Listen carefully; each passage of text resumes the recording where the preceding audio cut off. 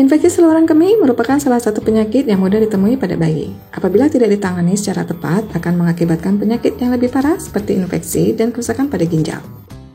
Oleh karena itu, orang tua dianjurkan jeli saat membersihkan area kelamin bayi.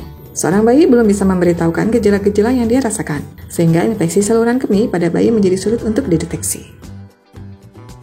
Sebagai orang tua, berikut adalah tanda-tanda yang perlu dicermati saat bayi mengidap infeksi saluran kemih. Menangis saat buang air kecil, urin berbau busuk, nampak keruh dan bercampur darah, frekuensi buang air kecil sering namun sedikit-sedikit, jadi rewel tanpa sebab, demam dengan suhu mencapai 38 derajat Celcius, nafsu makan berkurang, mual dan muntah, diare, lemas. Infeksi saluran kemih pada bayi disebabkan oleh bakteri yang menginfeksi saluran kemih. Bakteri E. coli merupakan bakteri yang sering ditemukan sebagai penyebab infeksi saluran kemih. Bakteri ini bersumber dari feses yang masuk melalui uretra.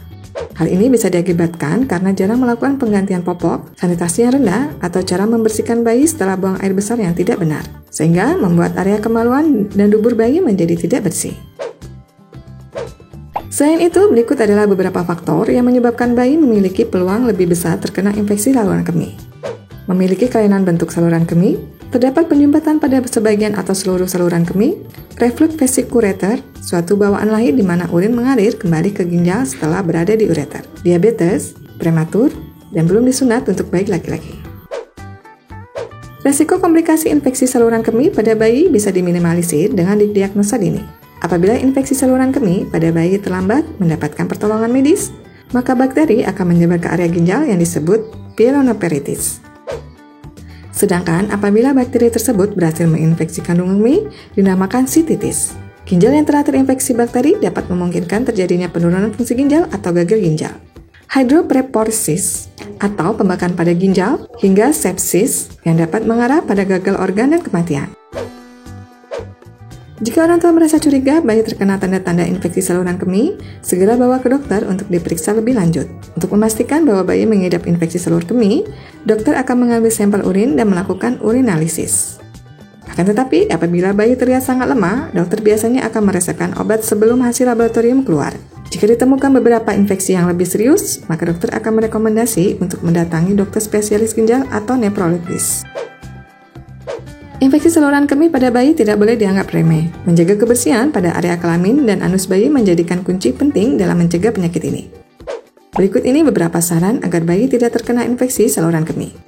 Membersihkan selangkangan bayi dari depan ke belakang. Hal ini dimaksud untuk mencegah perpindahan bakteri dari anus ke saluran kecil.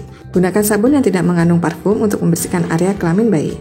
Rutin memeriksa popok bayi dan segera mengganti popok apabila sudah kotor untuk menghindari pertumbuhan bakteri. Menjaga agar bayi tidak kekurangan cairan dan selalu terhidrasi. Infeksi saluran kemih pada bayi berawal dari kurangnya menjaga kebersihan, namun bisa berakibat fatal apabila disepelekan. Para orang tua harus senantiasa memastikan bahwa popok rajin diganti dan memahami bagaimana cara membersihkan area kelamin bayi dengan benar, sehingga mereka terhindar penyakit infeksi saluran kemih. Apabila bayi menunjukkan gejala-gejala seperti yang telah disebutkan, segera hubungi dokter agar dapat diobati secepatnya. Demikian informasi kali ini, jangan lupa tuliskan pendapat di kolom komentar. Jangan lupa untuk like dan subscribe channel Ayah Bunda Pintar agar tidak ketinggalan info menarik lainnya mengenai kehamilan dan parenting.